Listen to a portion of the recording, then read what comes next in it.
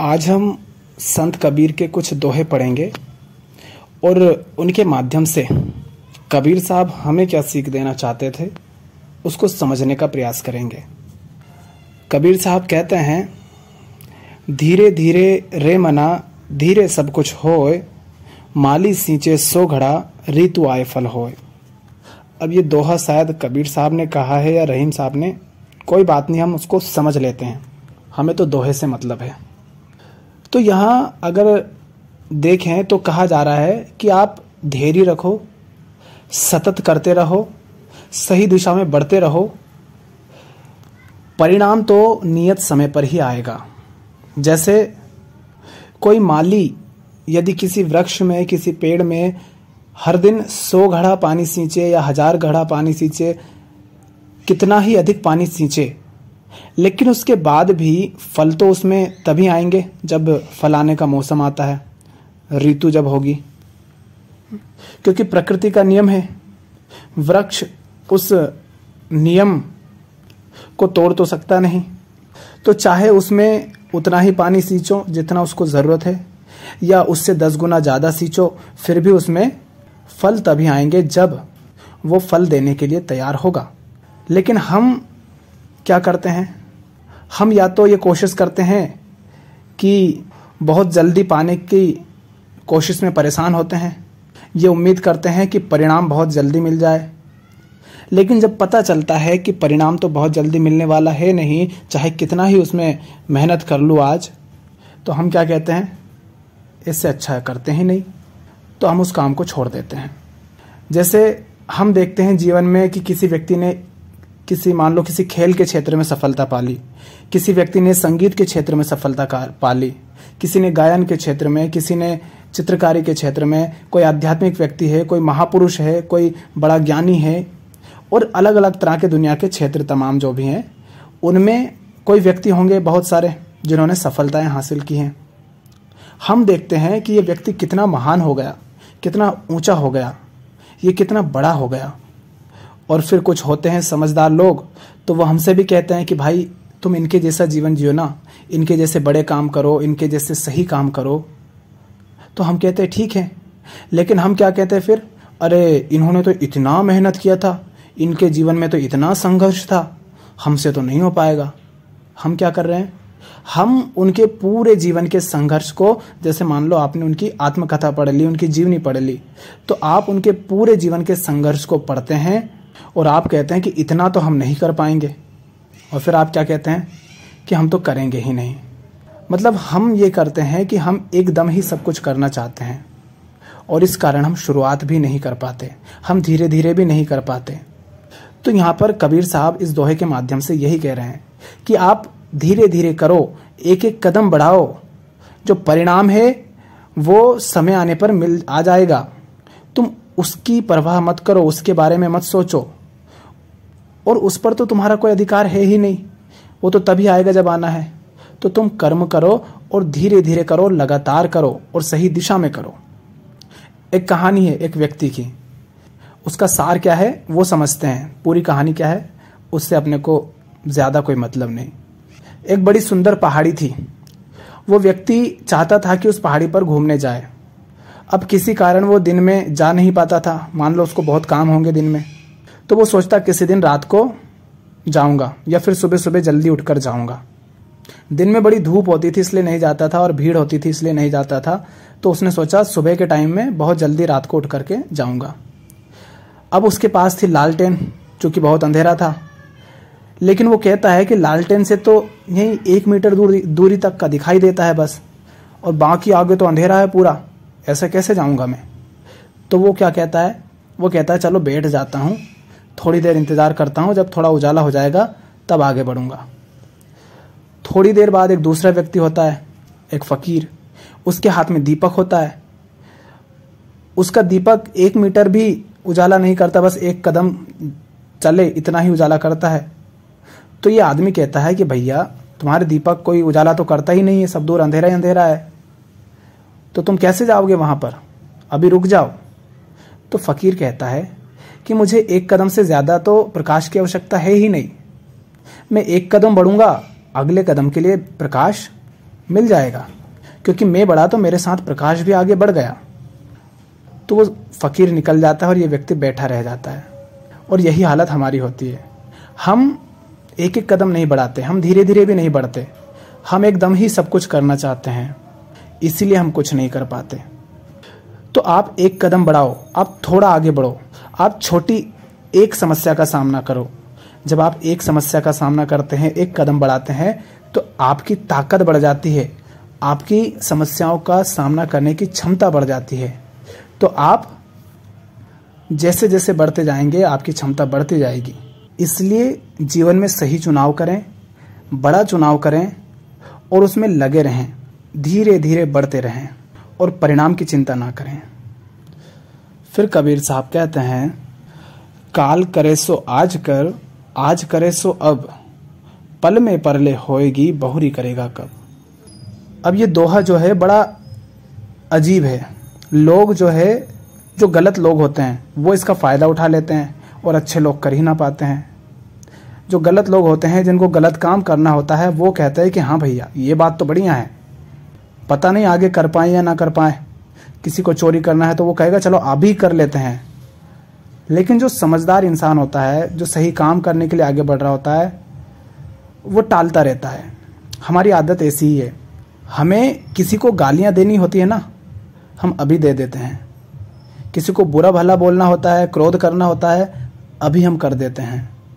लेकिन जब कुछ अच्छा करना होता है, किसी को शुभकामना देनी होती है, किसी का भला करना होता है, तो हम क्या कहते हैं, आगे कभी करेंगे। और एक बात याद रखना, हम जब सही काम को टाल देते हैं ना, तो उस काम को फिर कभी नहीं करते। हम ऐसे ही हैं, हम सही काम को टालते रहते हैं, सही चीज़ों को टालते रहते हैं, लेकिन जो गलत काम होता है हम उसको उसी क्षण कर देते हैं। कोई काम होगा, सही काम होगा और छोटा होगा, हम उसको ये कह करके टाल देंगे कि अरे ये तो छोटा सा काम है, कभी भी कर लेंगे, और फिर वो कभी नहीं होता। और अगर काम बड़ा होता है तो हम कहते हैं अरे बहुत बड़ा काम है, इसको जल्दी जल्दी में नहीं करेंगे, थोड़ा आराम से टाइम देखेंगे और फिर करेंगे, और इस तरह वो भी नहीं होता है। और नहीं तो कह देते, अभी हमने पिछले दोहे में बात करी, इतना बड़ा हमसे कैसे होगा, ऐसे करके टाल देते हैं। जीवन बीते जा रहा है और हम टालते जा रहे हैं। चाहे वो भक्ति करना हो, चाहे वो अध्ययन करना हो, चाहे कोई बड़ा काम करना हो, चाहे कोई सही और बड़ा निर्णय लेना हो, कुछ भी हो जो सुंदर हो, सही हो, हम उस काम को टालते हैं। तो कबीर साहब यही कह रहे हैं कि बच्चू, तू अगर गलत जिंदगी जी रहा है और तुझे दिख रही है तो छोड़ उसे अभी। कब तक टालता रहेगा, कब तक डरता रहेगा। अभी कुछ दिन पहले मैंने कहा था ना आपसे एक उदाहरण के माध्यम से कि अगर आप गलत दिशा में जाने वाली, मान लो बस में या ट्रेन में बैठ गए हैं, आपको जाना था दाहिनी तरफ, आप चल दिए बाहीं तरफ जाने वाली ट्रेन में बैठकर, तो 3 नुकसान आपको बहुत बड़े होंगे। पहला ये कि आप अपनी उस मंजिल से बहुत दूर होते जाएंगे। आप जितना गलत दिशा में आगे बढ़ेंगे, आप अपनी सही मंजिल से दूर होते जाएंगे, क्योंकि आपको दाहिनी तरफ जाना था, आप बाहीं तरफ जाने लग गए। दूसरा नुकसान ये होगा कि वापस लौटना बहुत ज़्यादा मुश्किल हो जाएगा, क्योंकि आप बहुत ज़्यादा दूर निकल गए हैं। और तीसरा नुकसान ये होगा कि समय आपके पास सीमित है, तो वापस लौटने के लिए आपके पास समय भी शायद बहुत कम बचे या बचे ही ना। तो ये नुकसान होते हैं। तो फिर कबीर साहब का दोहा अगर तुम याद रखो तो क्या कहेंगे कबीर साहब कि जैसे ही तुम्हें पता चल जाए कि तुम गलत दिशा में, अपने जीवन की जो रेस है, जो अपने जीवन की जो गाड़ी है, अपने जीवन की जो रेलगाड़ी है, अगर तुम गलत दिशा में बैठ गए हो और तुम्हें दिख गया है कि गलत दिशा में बैठ गए हो, तो भैया आज तक तो गलत ही जीते आए हो, गलत दिशा में ही बढ़ते रहे हो। अब पता चल गया है तो कम से कम जो बाकी का है उसको तो बचा लो, उसको तो बर्बाद मत करो। अब दिख ही गया है कि गलत दिशा में जा रहे हो तो कम से कम अब तो उतर जाओ। ज़्यादा आगे जाओगे, जितना बढ़ते जाओगे उतना ज़्यादा और दिक्कतें बढ़ेंगी। इस बात से एक किस्सा याद आ रहा, शायद ओशो का है, किसी वीडियो में सुना होगा। ओशो बड़े प्रसिद्ध हो गए थे, तो वो उनके प्रोफेसर से मिलने गए शायद। तो प्रोफेसर ने भी सोचा कि मेरा विद्यार्थी जिसको मैंने पढ़ाया है, आज उसको दुनिया जानती है और वो मेरे पास मिलने आ रहा है। तो वो भी बड़े खुश थे। अब दोनों ने अच्छे बैठकर बात की बढ़िया। तो प्रोफेसर ने सोचा कि मेरे भी कुछ सवाल हैं, पूछ लूंगा, जब ये सबके ही सवाल के जवाब देता है तो मेरे भी हो जाए। तो उन्होंने अपने कुछ सवाल पूछे ओशो से। अब ओशो से जब उन्होंने अपने सवाल पूछे तो उनको पता चला कि उन्होंने तो जो भी अपने 50, 60, 70 जितने भी जीवन के वर्ष जिए सारे बर्बाद कर दिए, सारे गलत जिए, क्योंकि उनकी कुछ धारणाएं थी, वो कुछ मान कर बैठे थे और उनको लगता था कि वो जो मान के बैठे हैं वो सही है और उसी के अनुसार जीवन जिए जा रहे थे। और ओशो ने उनके सारे मान्यताओं पर पानी फेर दिया, सारी गलत साबित हो गई। वो डर गए और कहा कि भाई तू जा और अब मत आना, कम से कम ये बचे हुए जो कुछ साल है, 10-12 साल, इनमें तो और मुझे चुपचाप जी लेने दे। अब क्या मरवाएगा, तूने तो मेरी जड़ें हिला दी, इससे अच्छा होता मुझे पता ही नहीं चलता कि मैंने सारा जीवन बर्बाद किया है। तो ओशो कहते हैं अब तो मैं जरूर आऊंगा, क्योंकि भैया तुमने 50 साल बर्बाद कर दिए, कम से कम 10 साल तो बर्बाद मत करो, अब तो अच्छे से जी लो, और तुम कह रहे हो कि आना मत। और ओशो जैसे हैं हम कह सकते हैं कि वो गए भी होंगे, तो जरूर वो गए होंगे बार बार। तो भैया यही कबीर साहब कह रहे हैं कि देखो हो गई होगी गलती, इंसान हो सबसे होती है गलती, जीवन में कई निर्णय हम गलत ले लेते हैं, लेकिन जब दिख जाए कि गलत लिया है निर्णय तो वहां पर रुक जाओ, वहां पर थम जाओ, ठहर जाओ, थोड़ा देख लो, परख लो, जांच लो, कम से कम गलत दिशा में बढ़ना तो रुक दो। चाहे सही दिशा नहीं चुन पा रहे हो तो थोड़ा रुक जाओ, किसी से पूछ लो, समझ लो, पर गलत दिशा में बढ़ना तो बंद करो। अब अगर तुम गलत दिशा में बढ़ना ही बंद नहीं करोगे तो सही को सोच कैसे पाओगे? दौड़ते दौड़ते थोड़ी ना सोच पाओगे, थमना पड़ेगा, मन थोड़ा ठहरेगा, शांत होगा, तब तो उसे समझ आएगा ना कि क्या उचित है। तो कबीर साहब यही कह रहे हैं कि काल करे सो आज कर, आज करे सो अब, है ना, जो कल करने का तू सोच रहा है उसे अब ही कर ले। क्यों? क्योंकि पल में परले होएगी, बहुरी करेगा कब। परले कभी भी हो सकती है, एक पल नहीं लगेगा, फिर कब करेगा। और याद रखे कि यहाँ पर कबीर साहब उस चीज के लिए कह रहे हैं जो ऊंची से ऊंची है, जो सच्ची है, जो प्यारी है, किसी गलत काम को करने के लिए नहीं प्रेरित कर रहे हैं वो। कबीर साहब का अगला दोहा है जिसमें वो कहते हैं, करता था तो क्यों रहा, अब करी क्यों पछताए, बोए पेड़ बबूल के आम कहाँ से पाए। कबीर साहब उन लोगों के लिए बात कह रहे हैं जो बाद में पछताते हैं। वो कह रहे हैं कि आज तुम क्या कर रहे हो, आज तुम क्या बीज बो रहे हो, उसी पर निर्भर करता है कि भविष्य में तुम्हें क्या मिलेगा। अगर तुम आज बबूल के बीज बो रहे हो, कांटे बो रहे हो, तो भविष्य में ये मत सोचना कि तुम्हें आम मिल जाएंगे, आम की उम्मीद मत रखना। भविष्य में फूल की उम्मीद मत करना अगर तुमने आज कांटे बोए हैं। तुम अगर जीवन में ईर्ष्या बोओगे तुम्हें ईर्ष्या ही मिलेगी। आज अगर तुम घृणा बोओगे घृणा मिलेगी। तुम अगर झूठ बोओगे तो तुम्हें भी झूठ ही मिलेगा। तो कबीर साहब हमारे आज पर हमको ध्यान देने की बात कह रहे हैं कि आज क्या कर रहे हो, आज कैसे जी रहे हो, उसको देखो। देखते हो ना लोगों को, लोग बुढ़ापे की तैयारी करते हैं कब? जब वो 25-30 साल के होते हैं। शर्म भी नहीं आती, कितनी भयानक बात है। अरे भाई जवानी तो जी लो, बुढ़ापा कैसा होगा वो तो इस पर निर्भर करेगा कि तुमने जवानी कैसी जी।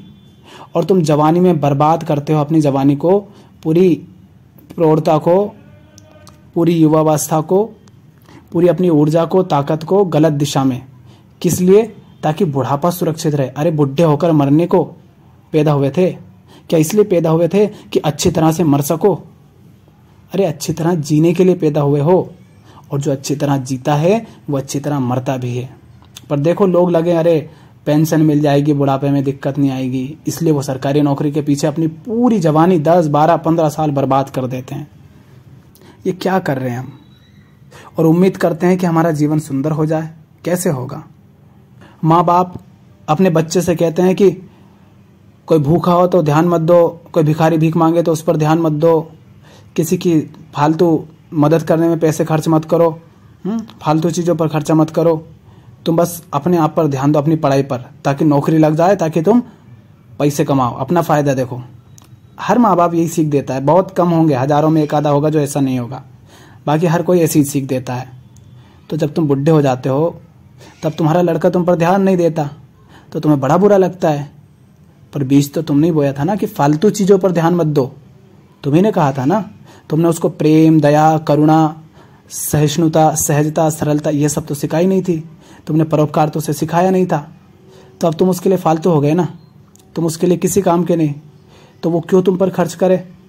तो वो अब ना तुम पर ध्यान देता है ना खर्च करता है। अब तुम्हें बुरा लग रहा है तो तुम याद करो ना तुमने बीज कैसे बोए थे। तो हम ऐसी गलतियां करते हैं। तो आज क्या कर रहे हो उस पर ध्यान दो। किन दिशाओं में तुम अपना समय, ये बीज जो है इसको समय जान लो इस तरह से कि तुम अपना समय किन चीजों में दे रहे हो, तुम किन चीजों को, किन बातों को महत्व दे रहे हो, अर्थात तुम उन्हीं को बो रहे हो। वही बीज है और वही आगे जाकर के फल देंगे। अगर तुम गलत बीज लगाओगे तो फल भी मिलेगा और गलत ही मिलेगा।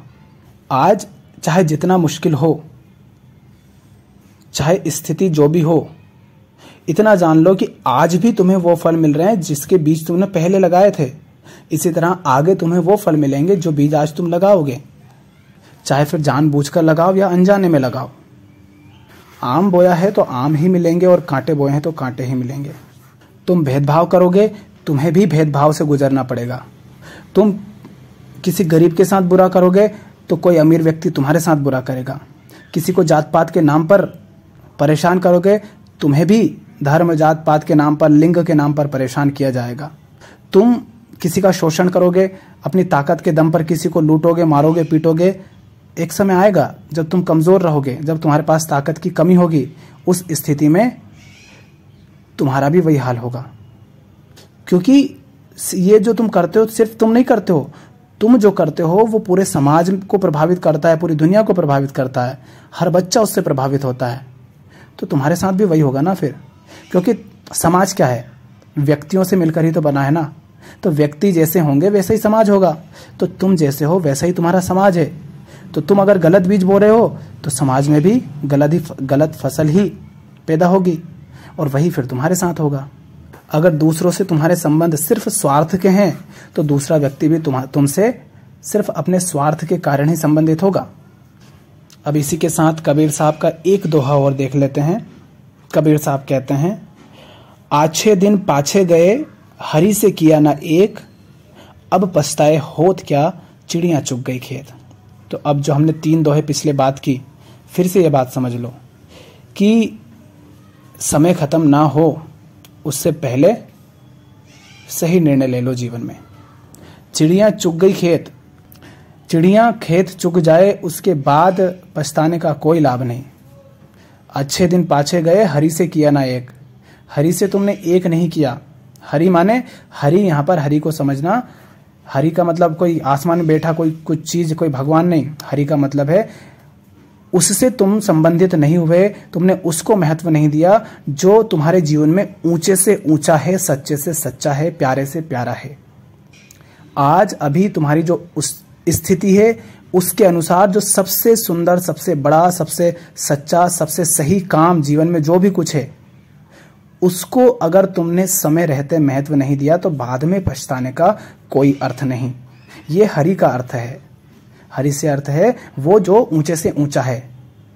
फिर जब एक अभी जो ऊंचे से ऊंचा है, जब तुम उस तक पहुंच जाते हो तो हमने क्या कहा था कि एक कदम बढ़ाओगे तो आगे रास्ता और दिख जाएगा। तो जैसे ही तुम आज जो ऊंचे से ऊंचा है उसकी ओर बढ़ जाते हो और वहां जब पहुंच जाते हो तो उससे ऊंचा क्या है वो तुम्हें दिख जाता है, फिर तुम उसकी ओर बढ़ जाते हो और यात्रा सतत चलती रहती है। तो यदि समय रहते हरि से एक नहीं किया तो फिर चिड़ियां तो चुग गई। अब पछताने से क्या फायदा। ये चिड़ियां क्या चुगती है, समय तो चुग लिया चिड़िया ने। तो ऐसा ना हो, उससे पहले हरि से एक कर लो। आज के लिए इतना ही।